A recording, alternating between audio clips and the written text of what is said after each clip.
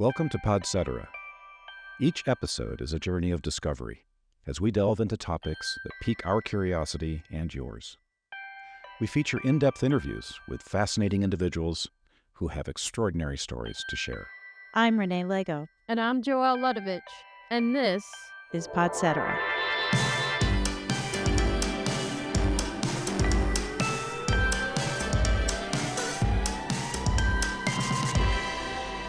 Pedro, welcome to Podcetera. Thanks for joining us. It is a pleasure for me. Good to see both of you. Good to see you. Likewise.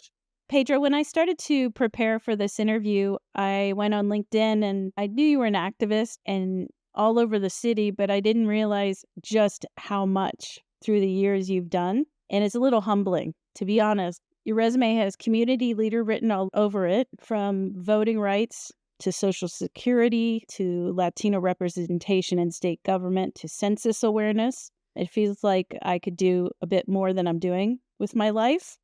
Looking at your resume, my first question to you is, why do you feel the need to get involved in so many initiatives? Where does the fire in your belly for activism come from? Thanks for that, Renee. For one thing, I'm very old. When you get to live as many years as I have, then you get to do a bunch of things. Throughout life here, especially in Philadelphia, I have met some really wonderful people.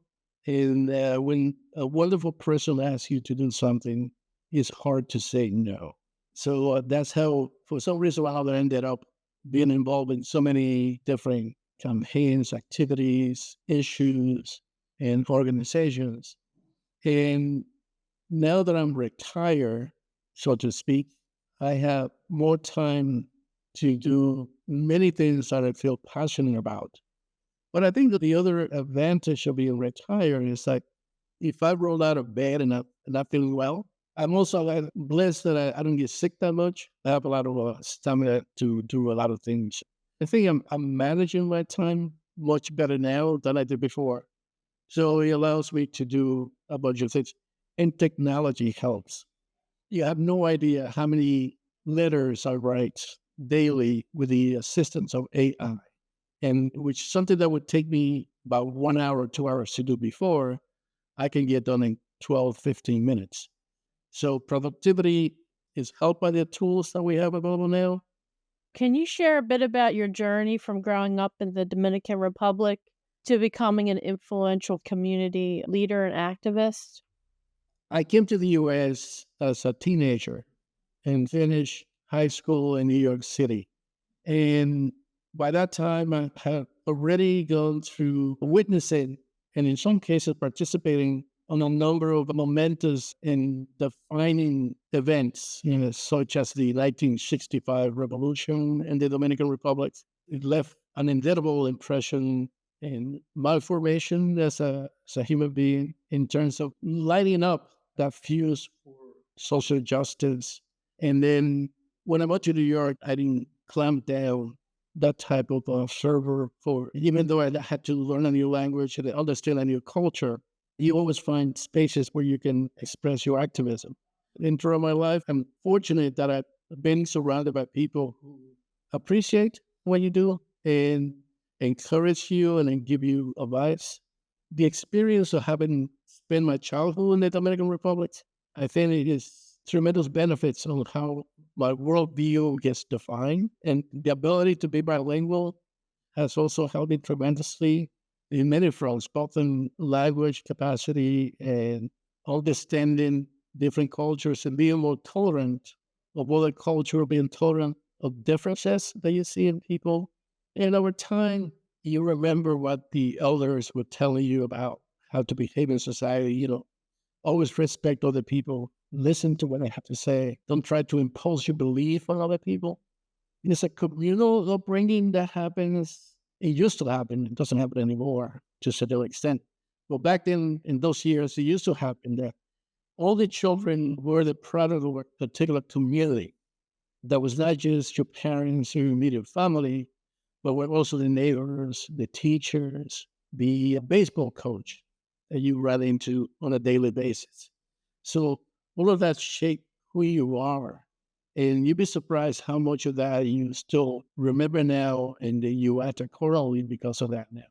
Not everybody has the opportunity to kind of have that type of upbringing, but it's, for example, my two children, I try to, as much as I can, say, think about this, think about that, and look from this particular point of view.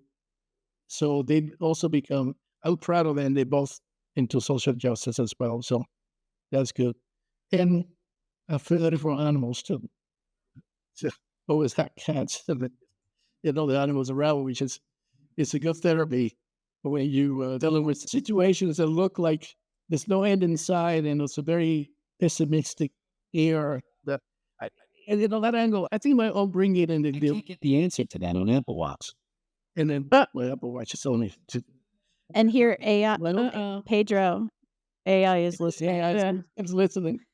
The other thing is that my upbringing in the Dominican Republic also helped me to be an optimist. And I think that despite all the problems that we face today, I have a great deal of optimism that we will eventually move forward. Could you talk a little bit about the 1965 revolution that you mentioned? What was that? Yeah, actually, we just celebrated another year out of it. It was a popular uprising to bring back a democratically elected government that was overthrown with the assistance of the United States Central Intelligence Agency. And it was both a partial military revolt and a popular uprising. And then they were winning until Lyndon B. Johnson sent 45,000 troops to quell the revolt. There was a negotiated peace, and there were elections that happened in 1966 that were rigged, and that led to a lot of repression the years that followed, and a lot of people exiled into mostly the U.S., believe it or not. The United States is something very clever. They provided visas to all the people who fought against the U.S. in the insurrection and who were opponents of the regime that emerged after the 1966 election. And then Juan Gonzalez explained this whole process very well in his book, Harvest Empire, which is also a documentary, in which he details how the U.S. policy was going to provide a valve to let all those troublemakers out of the country. And it worked. You get some of those Dominican hotheads in New York City, they totally lost. It would take them years and years to learn the language, learn the culture, navigate the local politics. It was a clever plan that worked. Interesting. But what I can say is that my generation, and we were just kids, we were fighting for state power. We resisted the repression, the political repression that involved killings, torture, prison beatings, and we were for a more open and democratic, a more egalitarian society. Some of that has been won in terms of we have representative democracy in which people every 4 years go and elect our leaders, and to a certain extent, that's working. They're not perfect. There are a lot of problems, but it's still the popular will is respected. And, candidates do what candidates do. They promise this, they promise that. But at the final end, people vote. And there are no military coups after the vote. People, whoever telling people decided to vote. And then this year, they're going to be presidential elections again. And millions of Dominicans will go to vote, including those who reside in the United States. Actually, in Pennsylvania, there are 48,000 Dominicans registered to vote in the Dominican elections, and they expect very high turnout. The curious thing about that is that the Center for Dominican Studies at the City University of New York conducted research analysis about the dual citizens, those who vote in the Dominican elections. They have approximately 98% participation in U.S. elections. It's unbelievable. So that creates a lot of civic participation by paying attention there, voting there, and they vote here. If anybody's listening to this podcast, they should pay attention and promote their candidacy to that group of Dominican citizens who are voting, 98%, right? That's how important it is. It's not easy to follow Dominican elections. You think following the U.S. elections is just tough because there are many political parties there. And they shifted alliances, so it tried to remember who's who, it was what, and what they represent. It's more difficult, but people have fun. Well, just because you mentioned it, how many political parties are there on average in an election year? There are about 12 political parties running for president there. And then they have a new system that, like many other countries do. If the leading candidate does not get more than 50.1% of the vote, there's a second round with the second finish. And usually when that happens, then the parties that finish second, third, and fourth, they probably form some alliances. Well, the party that finished first from an alliance with another party, and then it forces people to dialogue, to sit down and negotiate policies, and in most cases, just negotiating positions in government. How did you end up in Philadelphia? I was dating a woman from Philadelphia when I lived in New York, and we went to New York, and then New York was not a good place for her because she 20 people. So we went to Philly, and then for years I commuted to New York City. I used to take Amtrak every day to work, which I love doing. I used to do all my work on my way to New York and then get everything done when I get there. But then my daughter was born, and I wanted to spend more time with my kid, and so I switched jobs. I got a job here in Philly doing community organizing in Kensington. I'm going to switch topics for a minute and talk about your latest venture. The coffee industry is pretty highly competitive. What prompted you to create your coffee brand, Café Don Pedro? And it seems to be more than just a business. Tell us the inspiration behind your venture and what sets it apart. We have a bunch of friends of myself, and we've been talking about, hey, we should do a coffee line for a number of reasons. One is that we realize Latinos are on both ends of the coffee chain. Here we take care of the plants, we pick the fruits, we dry it, we wash it, and we put it in sacks, and it gets shipped someplace else. And then at the other end, we are consumers. We drink coffee every day. But we're not in between where the money is.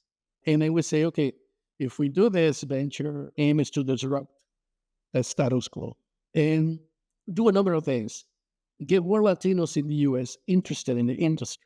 Actually, we had a grand opening on January of this year, and it took us 2 weeks to find a Latino barista to brew the coffee and serve it to the guests that we have. 2 weeks, because there are not many Latino baristas, even just people who know how to prepare the coffee for you when you go to one of those coffee stores. So we were purposely getting into the industry to disrupt it, to have a conversation about that inequality, and then to inspire, especially younger Latinos, to get involved, and then create an infrastructure for that to happen. We can send people to coffee school. Believe me, there's such a thing. You send someone, they learn everything they need to know about coffee. You get some people who still have connections with the whole country, Latin America, whether it's Central America or South America, to think about being importers to bring coffee from there. And then the other thing is that we want to have direct contact with the producer, the farmers, to understand their situation, taste their coffee, and then possibly do business bringing that coffee to the U.S. to be roasted here and marketed and distributed here. To that end, we have already done a couple of things. I just visited the Dominican Republic. I visited 3 different coffee growing regions in the country. We already made one purchase from the co-op there that has really some nice setup and nice activities, really good coffee. We are negotiating now with the coffee cooperative group in Nicaragua to bring their coffee. We have a conversation with another family farm in Costa Rica to do that. And we also already had conversations with a women's co-op in Colombia to buy the entire production of coffee. Our first batch is from Guatemala. It's northwestern Guatemala, on the border with Chiapas, Mexico. And this is a region where all of the men left to work in the U.S. They left the women and children behind, and the women say, we're going to do now. So I say, well, let's, the coffee is falling from the trees, it's going to waste. Why don't we do that? So they started a co-op called Manos de Mujer, Women's Hands. And it's a really, really great product. So we're very happy to have that in the market now. One of the farmers group in the DR is totally women. It's on the northern side of the Central Cordillera. And the Nicaraguan one is mostly women coffee growers. it turns out that we are dealing with a lot of women to go up to do business with. The other thing that is on our business plan is for every time that we have a co-op or a family farm, we're going to bring one of those individuals to the U.S. to tour to talk about their coffee, because we want their markets to be up and up by other roasters and coffee lovers to understand and know them, and they get to make connections. And we're all about opening those avenues for people who don't have the opportunity to do that. And since we are in a position to open those doors here, we want to do that. The last thing that we also want to do is we're looking for Latinos who are interested in opening up coffee shops. And then we'll be giving training, technical assistance, providing access to capital. And we supply the coffee. They can open other shop, they own it, and we do all the marketing for them as well. We see ourselves as a technology company in the coffee business, because we have a lot of data that we are utilizing to market our coffees, to get to be seen by coffee lovers, and to position ourselves in searches in a very advantageous way. And then, there's a political dimension to interest that we're advocating also for small businesses, mostly, particularly immigrant small business. Do you have a brick and mortar cafe? How are you bringing the product or the brand to your customers? Right now, we're in the process of where we are right now, which is where we roast the coffee. There's a space that we are setting up to have people come in, have a couple of tables, Wi-Fi, couches, lounges, tables for them to either buy our coffee. And then most likely we're going to offer the coffee to sip for free, to different tastes.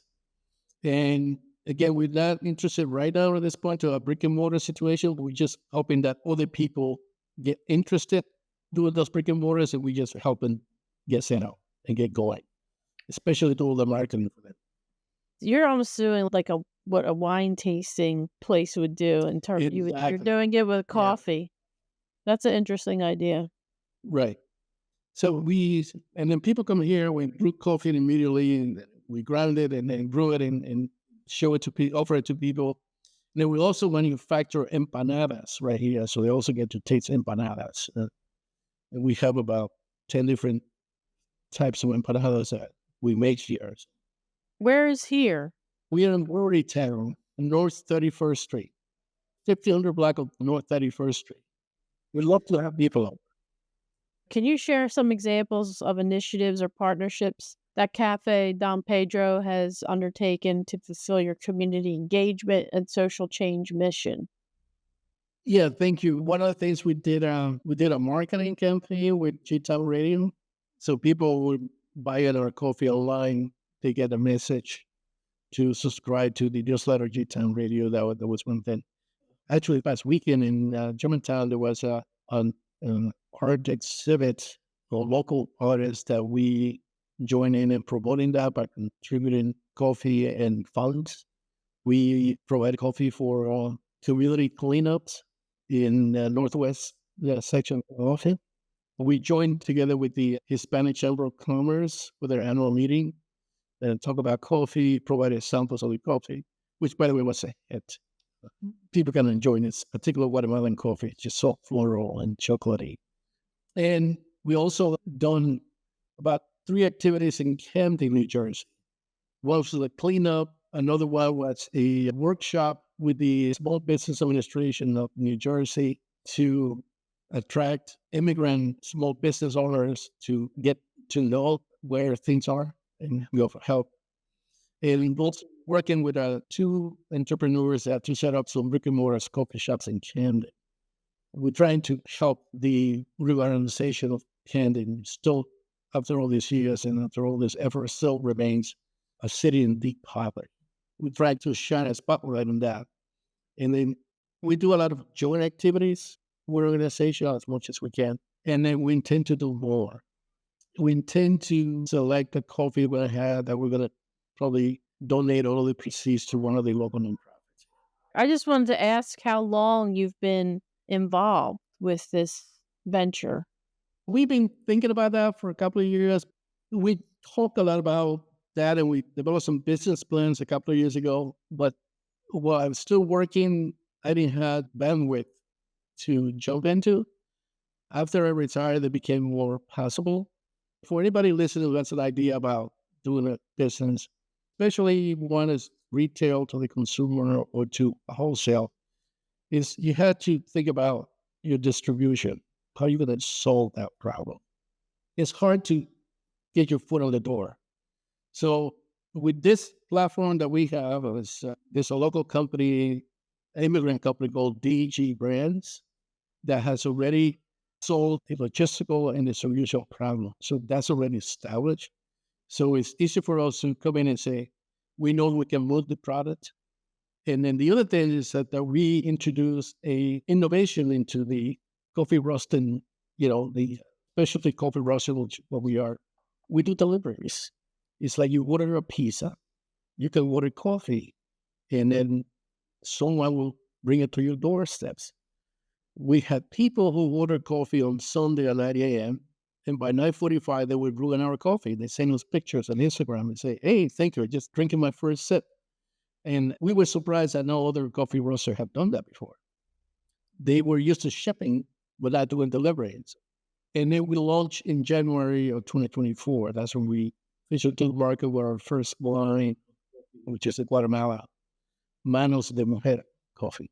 Right now, we just had roaster here because we are going to do really artisanal coffee, which is hand-roasted coffee, like it used to be done in the old country. We didn't have machines. They would do it by hand in an open pot.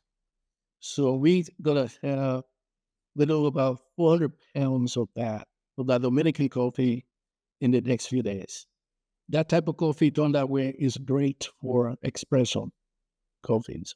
You make me want to go make a cup of coffee. I'm ready. A lot of people talk about this, but I'd like to hear what you'd have to say about it. What does sustainability and ethically sourced coffee beans really mean, and why is it important? That's a great question, Renee. So there's two things happening now. People who consume coffee and like coffee, they also wants to know where it comes from. How did it get here? And they pay a lot of attention to that. They pay attention about the packaging. It's a packaging recyclable compostable. They want the information about how do you get this coffee. And to a certain degree, is the farmers who are picking this coffee, are they doing anything in order to adapt to climate change, to global warming, and to make sure that agriculturally they can sustain the environment so they can grow coffee and other products? So that's one thing. Our market pays attention to that. We also have an obligation. It's something that we are slowly gunning into it. Is that there is a big segment of the coffee market doesn't know much about this. They only look at price. And then price means that you basically, I hate to say that you're drinking dirt. It's mass-produced coffee. It's easily not shade coffee because shade coffee grows in the mountain. And mechanization is difficult to happen in mountains. So these coffee that's grown in plains, and they have machines pick it up. And then with the pick-up machine, you get dirt, you get branches, you get insects, and all of that ends up in you $3 for 12 ounces bag of coffee or can. And it is to, especially Latino markets here that consume coffee like that, it's like, okay, here's the coffee that you drink every day. Here's the coffee that we brew, that we roasted. Let's have a taste, and you tell me which one tastes better. And that's kind of a generational effort. And we started now and try to create some awareness about that. And then eventually, the individuals were now comfortable with $3, 12 ounce bag of coffee. Will feel maybe I can pay a little more for really good taste. And then knowing also that the people who brought you this coffee, that picked the coffee and then treat it and sell it to you here, make sure that they have a livelihood, that they can sustain their families, and that they can sustain the environment that came in that. So in that sense, this is the biggest growing segment of the international coffee market, especially here in the US and in Europe. So we're comfortable that the whole business model is sustainable in that sense. The other thing that we're doing in our part is that when we visit those farming communities, We also look for opportunity for other things that they have that could be commercialized. My recent trip to the Dominican Republic, I went to this town in the mountains called San Juan de la Maguana. And when I met with the farmers, it took me to the coffee farms, the trees, and so on. And then they have an abundance of other fruits that are not marketing, like grapefruits, blueberries. And then asking questions, you know how to make blueberry jams? They don't know that because they say, oh, it's just the birds eat the blueberries. I say, yeah, you can pick them up and then put it together and put it. Next time that I'm going back to this community, I'm bringing with me someone who knows how to make and teach how to make blueberry jams and other things to teach the farmers how to do this because they have different communities. I'm going to go back and I'm going to have 2 projects. I'm going to teach them how to make grapefruit liqueur, which I have already been doing at home, and coffee liqueur, which is something that we are now experimenting with different recipes here because we want to commercialize our coffee liqueur here for sale in the U.S. So there's a lot of opportunities to increase our capacity to do other things that just not depend on coffee alone. And then for us also to see what we can bring into the U.S. market and do stuff using their products here. That's great. And then the other thing I also mentioned that we also will, for example, for the Nicaraguan coffee that we negotiating to buy, they have also groups, affinity groups in the communities that do arts and crafts. So we want to be able to offer some of those arts and crafts for sale at our platform, on our website, during the time that we have their coffee here. So gives opportunity to other people who are part of the ecosystem in those communities to also, not just coffee, to do some other things and they can take advantage of that.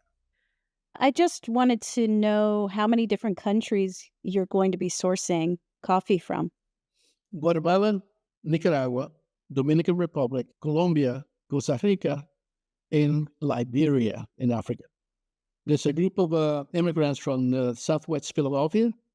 They already established a import-export coffee company, and we most likely going to travel with them to Liberia to look at the production of coffee there, as growing the coffee, and we're going to bring coffee from them.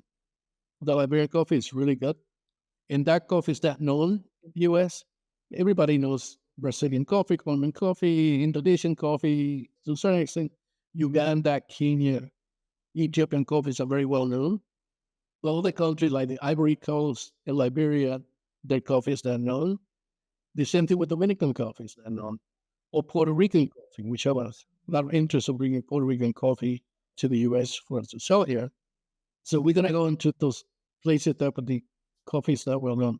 To a certain extent, also the Philippines. The Philippines has some really good coffees, which are from Batangas and Negros Occidental. And we want to be able to bring those coffee here to offer to our customers. I think you need a photographer on your trip, maybe a videographer. How about it? That's right up Renee's alley. I know we're too quiet about it. Yeah. I do great photography. I'm volunteering my services for your next mission. No, absolutely, yeah. We want to memorialize all of those activities. It's part of our marketing campaign as well. So that sounds like some very good work that you're doing there, and a lot of different possibilities can come from that. Your involvement in various nonprofit roles has been extensive. So while we may not be able to cover them all today, could you highlight one particular initiative or role that stands out to you as the most meaningful or impactful, and share why it holds such significance for you? I'm really proud of the work that we're doing with G-Town Radio. I did some radio after the WYBE. We had a Spanish talk show on Saturday mornings that was number 1 in the ratings, the Arbitron ratings, by the way, the station paid for Arbitron. So from the 8 to 9 a.m. slot, we beat KYW, Wow. which was a distant second. Congrats. It was kind of a really interesting conversation for hosts, and we had a lot of guests here from the community talking about topics relevant to the Latino community in Philly. So being involved with radio again, this is community radio. We have a low power frequency, and then we're on the internet. I was asked to join the board, and then someone, a very really wonderful person, So I joined the board, and then I became president a year later. And then we are really, but methodically, creating space for the community in Northwest Philadelphia to have their voices amplified, both by providing space in the airways and also by teaching them how to use the tools to do podcasts and storytelling, how to use the instruments, and doing that, and then hosting events with other groups in the community that are informative and beneficial. And I think that this year, 2024, radio still plays a key role in informing communities about the relevant issues and how in 2024, the entire democratic system is at stake. And we need to be vigilant, we need to be well-informed, and we need to take action. And I think we, as a radio station, can provide that platform, that little push. And then whether we're talking about jazz music, which we have a lot of jazz in the station, there's a way to talk about jazz and talk about social justice. They two are together. If it's rock and roll, if it's oldies, if it's just talk radio, if we're talking about the environment, we have a really nice show about the environment on the station. So all of those things can be tied in together, and you have the strategic alignment of everything that you do is motivate people to get involved, motivate people to register to vote, motivate people to go to the polls and explain why. Just not to hurt cattle, but just to explain why to people without reasoning, or why it's in their self-interest to participate.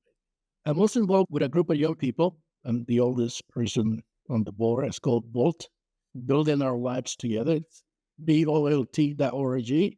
That is doing a lot of training of young people in Philadelphia and how to be organizers, how to be activists, and how to make an impact. So that's a really good organization. And then I'm on the board of the Bread and Roses Community Fund, which fund a lot of the activities for organizations that are involved in social change. I chair a local foundation in Germantown called the Germantown Relief Society, which is the oldest charity in the U.S., continually active. It has the oldest charter, the first charter in the U.S. for that. And we've helped small grants organizations that provide services to people in Germantown. I'm also involved with another foundation, which is semi-national. It's called the Union Benevolent Association, which brought funding in the same type. I'm involved with the Northwest Victim Services to help people. I thought you were retired, Pedro. Yeah. And then That's what I was saying. I don't have a hat on. You do. But I tip my hat to you and to your energy and your will to do all these things for different organizations. I'm in awe of you, really. thank you. After this and the fall, I think that the coffee business will take center stage again, and they'll be doing a couple of boards. I say, okay, and I recruited 2 people to the board, so and get it off this year. With the 2024 election approaching, fair voting access is a critical topic. How do you think communities, especially underserved ones, can ensure fair access to voting? We talked a little bit about this earlier. It's important to talk about this. What I call the enemies of democracy have been doing everything they can to make voting difficult. They throw obstacle after obstacle. In Pennsylvania, we were able to secure the vote by mail option, which has really been really crucial in increasing voter turnout. And the whole idea is you have to make democracy more accessible to people. I think that some groups should be pushing to move election from Tuesday to Sundays. That should happen. And have same-day voter registration, too. You decide to vote, and you go register, and you get it done that same day. But I think there's 2 things about this particular issue.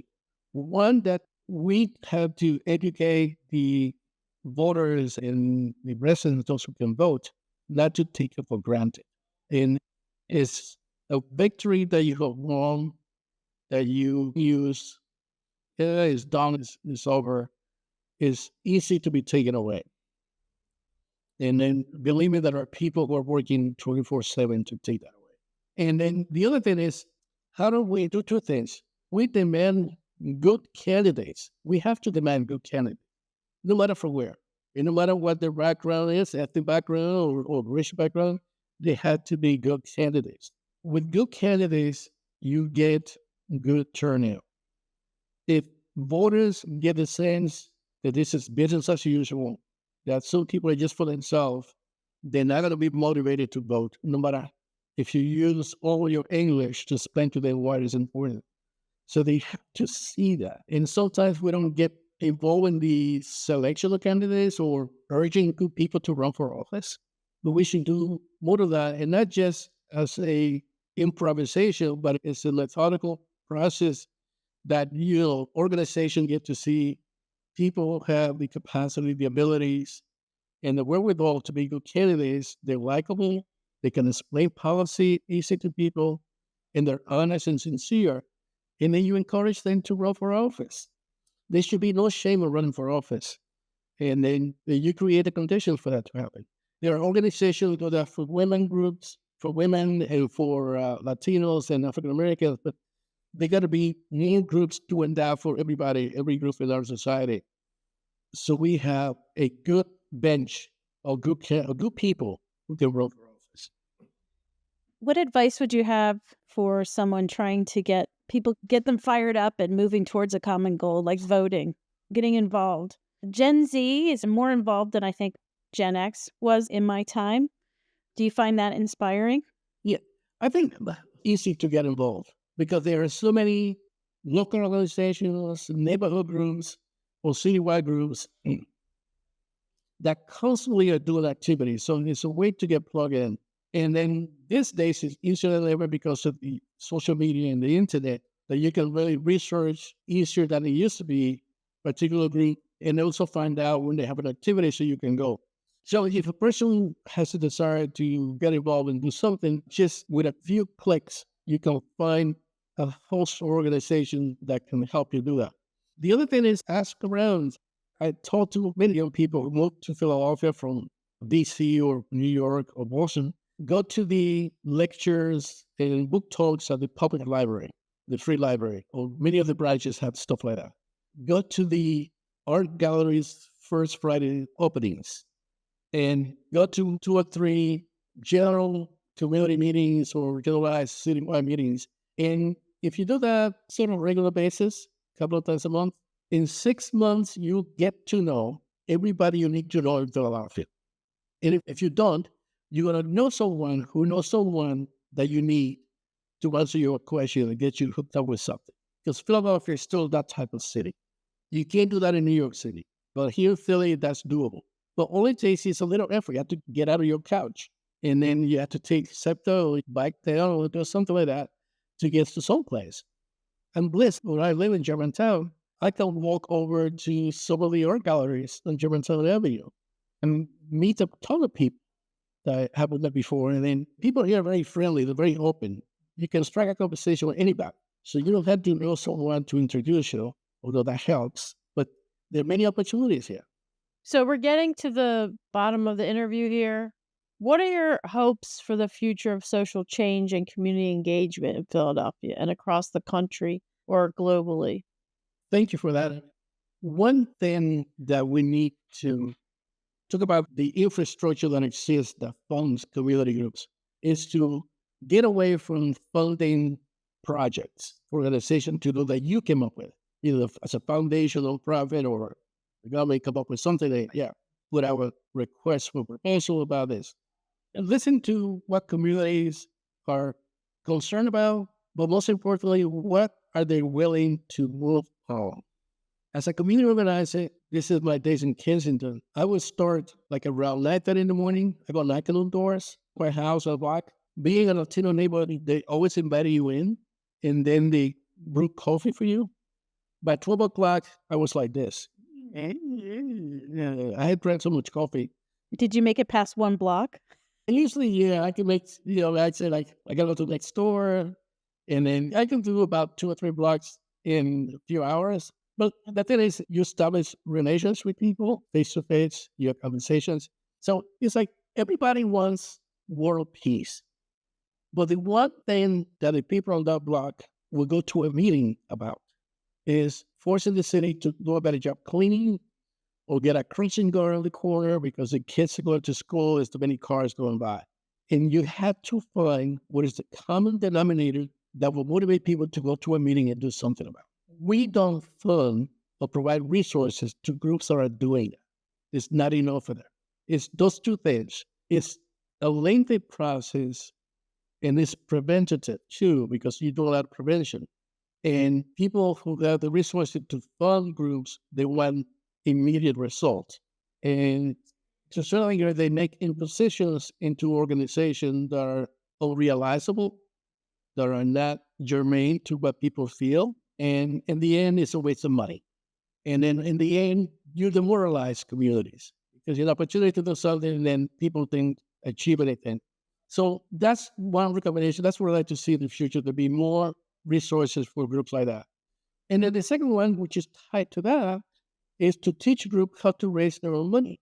When I was the director of the Action Alliance of Senior Citizens, we used to raise every year between $35,000 and $37,000, and the average contribution was $3 from all people in the city.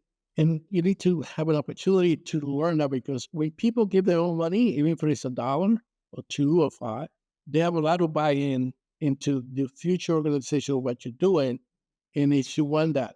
And I don't buy the whole notion, or don't ask poor people for money, because poor people give the most per capita than anybody else in this country, and they give every week. Every time they pass the plate, church, people are giving us, or poor people are giving money, and they put money on those plates. They're willing to give us your ask if you ask for the right reason. Always ask for money, but organizations need to learn how to raise their own money with the communities that they're working with. That's the things that I like to see moving in the future, so we can have more deep-rooted movement for social change and social justice and law. I'm sure that you've been involved in meetings where things got heated and there was conversations or disagreements in the community. How do you navigate challenging disagreements within the community, especially when addressing issues like systemic racism or inequality? Not everybody's going to agree. That's a really deep question, because throughout my life, I've made a lot of mistakes on that issue. And then I think a while back, I realized a number of things. Is that the job is to win the hearts and minds of people. Don't begin by having a conversation with topics you know are going to be divisive. Though if you begin a conversation with very strong held belief or opinions about one particular subject, you're never going to move out of that, and you're never going to get to understand the other person, what their motivations are, or what they're willing to do. Listen is both an art and a science, and most people are not good listeners. The good news is that people can learn to listen. And then sometimes someone starts talking with me and then have this impulse to jump because I know what they're going to ask. And I've had to be conscious that let the person finish what they're saying. And then sometimes you can control it, you go ahead and do it, but then you have to check yourself all the time about that and practice a lot more about that. So the more that you listen, you're going to understand where the other person is coming from and where are the common grounds that you can build on to then have a more deeper conversation. Because it's like in baseball, if you want to score a run, you got to get to first base. You cannot be hitting home runs all the time. It doesn't happen. That's not the way the game's played. And if you go that way, most likely you're going to strike out most of the time because you're trying to swing out of the park every time. The same thing was having this type of conversation with people, especially people that you meet for the first time, or your acquaintances are yours.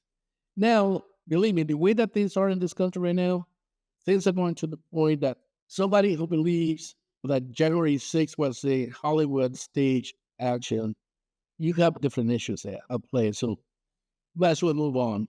I know how to use dirty tricks. Sometimes you see your opposition campaigning, getting signatures for something. I used to send one of my guys to go and argue with that person for an hour. So that person is not collecting signature for an hour, so waste an hour. You understand how the thing works. It's, no, you don't want that. It's like maybe you have a conversation with that person some other time. But I mean, right now, there are still people in this country that can be moved, and they can move by methodically presenting your case as much logic as you can, but also appealing and understanding where their emotions are. A lot of the people who follow Donald Trump, they do that because they have some inherent racist beliefs that Donald Trump validates for them. This guy's saying public what I've been feeling all my life, and then we never had that conversation about where those feelings come from, and then a lot of the misinformation that goes around these days. There are a majority of the people in the U.S. particularly Philadelphia, that are worth sitting down with and having a conversation that you can find some, gun violence is unacceptable. Everybody agrees with that. So how do we talk about that? And then how we go from there to deeper and deeper conversation about what needs to be done to get rid of that situation once and for all. We want a cleaner city.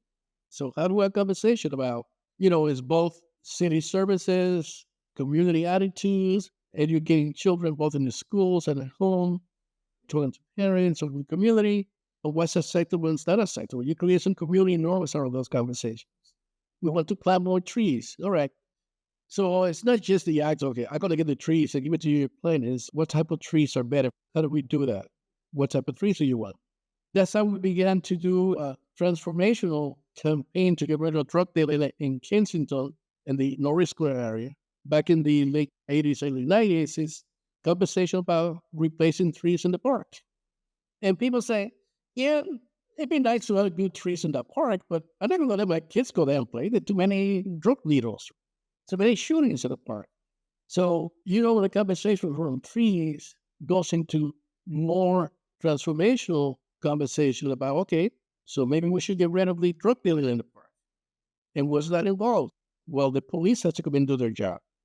The neighbors have to do their job by reporting who are the suppliers. And you have to do that together. So don't downplay any opportunity you have to talk to groups of people individually about things that are happening. You'd be surprised. You may have already answered this. So what issues do you feel are most critical in the U.S., especially those in underserved or underserved communities? And what should we be focusing on, or concerned about right now? What should we get mad about and act on now? Personally, the whole future of democracy is at stake, both here and abroad, and many other places that we have, as a nation, as an empire, have influence on. But a lot of the problems that we have here are reflected in copycat in other places around the world for repressive issues. So that's one. And the gun violence here and throughout the nation concerns the most because it impacts underserved community, people of color, most severely. And a lot of people, they read about, they see on the news, that's not my neighborhood, so they don't pretty much pay attention to that. We have to break the struggle of all the gun lobby on how we make policy about guns in this country. So critically moving forward, and for the safety and sanity of our children, we have a responsibility to talk about it. But the most immediate thing is make sure that we have tremendous mobilizations to have all those individuals who are able to be registered to vote to do so, and then to turn them out to the polls in November. I mean, if we don't get over this hurdle, it's been more difficult to do anything after that. Get out of this one alive, basically. That's right. That's a democracy.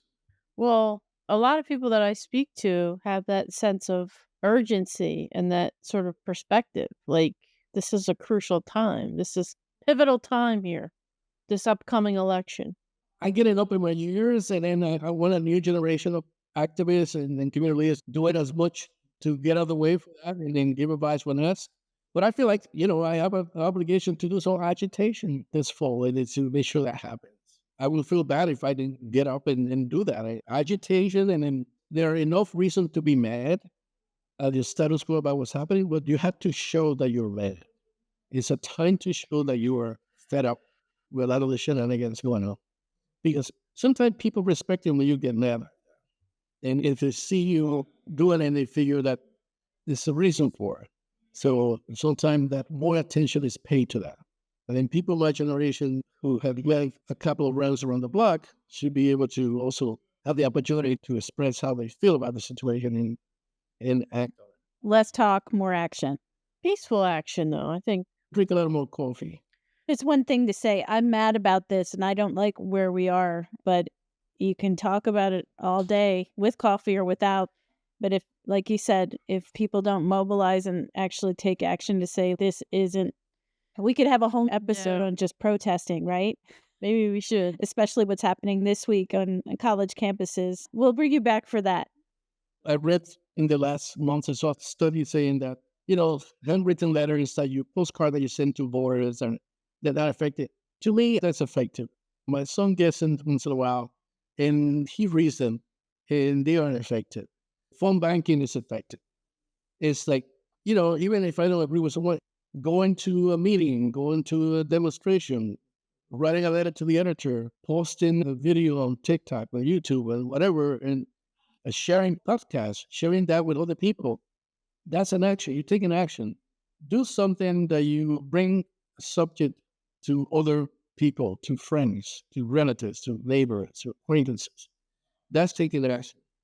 Action comes in many ways, in many forms. So there's space for everyone to do something about this. Pedro, we are now at our speed round. But before we do that, I wanted to give you the opportunity to give everybody the web address for Café Don Pedro so they can order your coffee. It's www.cafedonpedro.org. It has an org domain name. It's cafedonpedro.org. That's our website, and people can get a coffee that way. Awesome. First question in our speed round. This one is an obvious one.